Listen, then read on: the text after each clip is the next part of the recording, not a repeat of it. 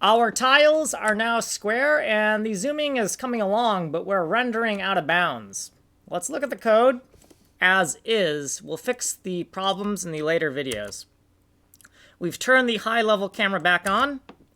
We've added to the index for the camera H. We've added a zoom function, which takes a value of trinary. That's going to be 0, 1, or -1 for zooming in, out, or nothing. We're going to flag everything as dirty. Figure out how much we want to increase the zoom by when we press the key. Figure out the new zoom percentage.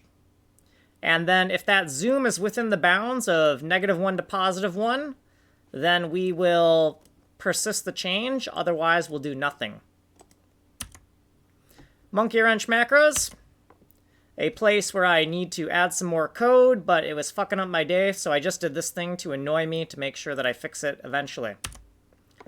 Here's where we were doing nothing, but now we're calling that camera zoom function. So we are within keymast zoom, the keyboard master zoom function here.